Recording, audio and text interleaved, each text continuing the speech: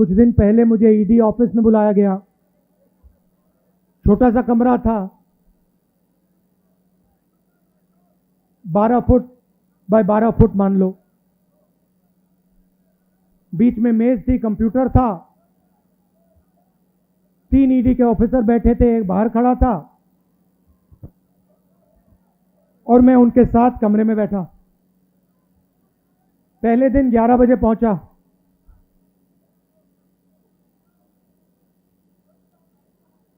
शाम हुई, मैं ज्यादा कुर्सी से नहीं हिला। वो बीच में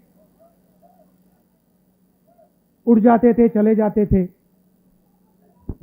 उनके जो सीनियर ऑफिसर थे उनको इंस्ट्रक्शन की भी जरूरत थी, तो वो निकलते रहते थे, आते थे। तो रात को 10:30 बजे मुझे कहते हैं, राहुल जी एक बात आप हमें बताइए, आप यहां सुबह से बैठे हैं, आप कुर्सी से उठते नहीं हैं, आप सीधे बैठे रहते हैं और 11 घंटे हो रहे हैं, 11:30 घंटे हो रहे हैं, आप बिल्कुल थके ही नहीं हो। हम थक गए हैं मगर आप नहीं थके।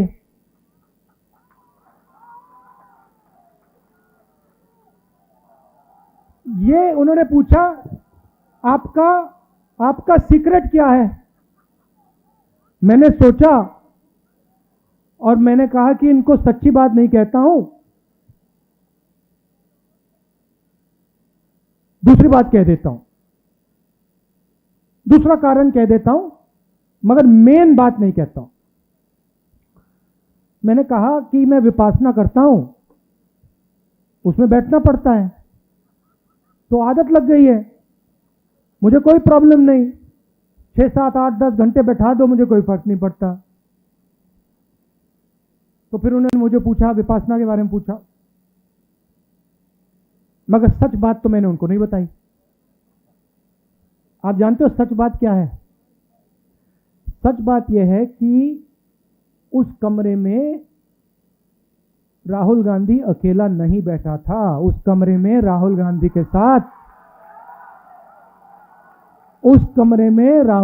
के साथ कांग्रेस का हर नेता, हर कार्यकर्ता कमरे में बैठा था।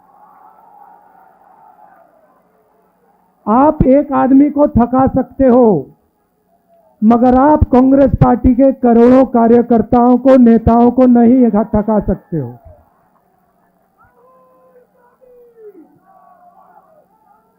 और सिर्फ कांग्रेस पार्टी के नेता, कार्यकर्ता उस कमरे में नहीं थे। उस कमरे में इस सरकार के खिलाफ जो भी बिना डरे लड़ता है वो बैठा था। ठीक है, उन व्यक्तियों को स्पेशल इनविटेशन ईडी ने नहीं दिया, मगर उस कमरे के अंदर जो भी हिंदुस्तान के लोकतंत्र के लिए लड़ रहे हैं वो सब के सब मेरे साथ बैठे हुए थे। तो थकूंगा कैसे? अच्छा, फिर 3, 4, 5 दिन हुए। आखिरी दिन कहते, राहुल जी आपने इतनी पेशेंटली सवाल के जवाब दिए, हर सवाल को आपने सुना, आपने जवाब दिया, फिर आपने चेक किया, तो इतनी पेशेंस आप में से आपको कहां से मिल गई? मैंने कहा भैया ये तो मैं आपको नहीं बता सकता। वो पहले आपने थकान की बात पूछी, मैंने विपासना बोल दिया, मैं पेशेंस का नहीं कह सकता आपको। आप जानते हो पेशेंस कहां से आई? कह देना था, कांग्रेस पार्टी में 2004 से काम कर रहा हूं। पेशेंस नहीं आएगी तो क्या आएगी?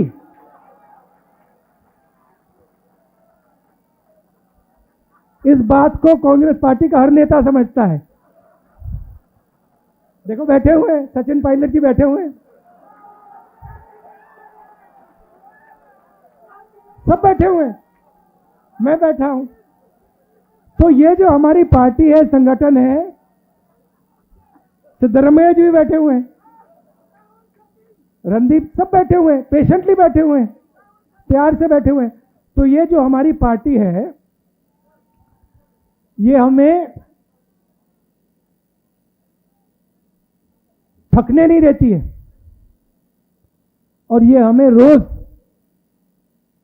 पेशेंस सिखाती है, और इसी से हमें स्ट्रेंथ आती है, इसी से हम लड़ते हैं। कांग्रेस पार्टी के नेता को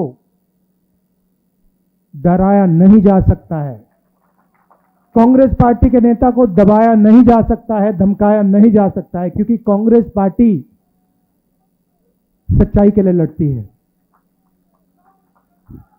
सच्चाई में पेशेंस की कोई कमी नहीं होती, सच्चाई कभी थकती नहीं है। झूठ जरूर थक जाएगा, मगर सच्चाई कभी नहीं थकती, सच्चाई में पेशेंस की कोई कमी नहीं हो सकती। तो मैं आपको दिल से धन्यवाद करना चाहता हूं।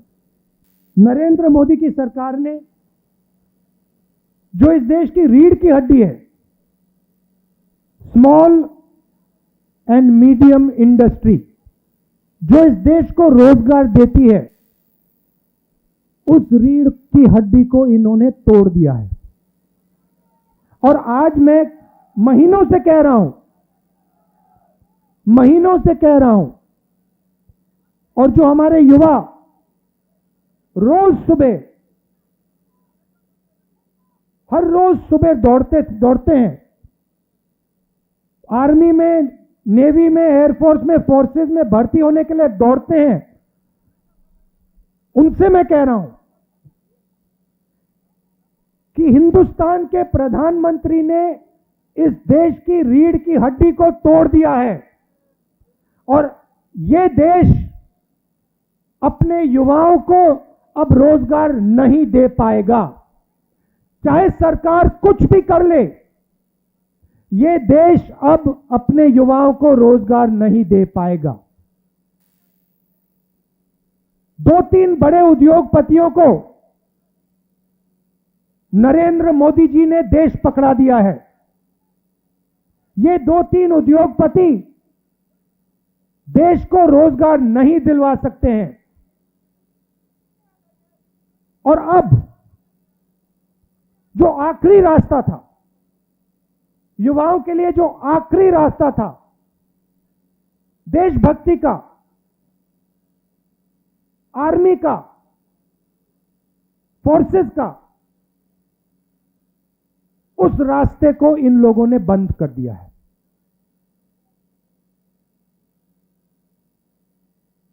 वन रैंक वन पेंशन की बात करते थे,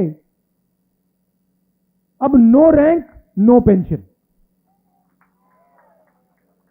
अब आप दौड़ो, सुबह सुबह दौड़ो, आर्मी में भर्ती हो, और फिर घर जाओ। और याद रखना, जब आप घर जाओगे, मैं गारंटी करके कह रहा हूं, जब आप घर जाओगे, आर्मी के बाद घर जाओगे, आपको कोई रोजगार नहीं मिलने वाला है, कोई रोजगार नहीं मिलने वाला है। दूसरी तरफ आज चाइना की सेना हिंदुस्तान की धरती में बैठी हुई है। 1000 स्क्वायर किलोमीटर से ज्यादा जमीन चाइना की सेना ने हमसे छीनी है। यह सच्चाई है, इस बात को हिंदुस्तान की सरकार ने एक्सेप्ट किया है।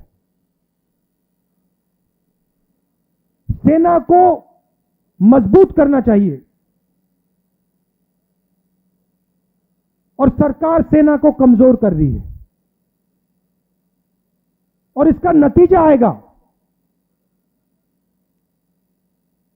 जब युद्ध होगा, तब इसका नतीजा आएगा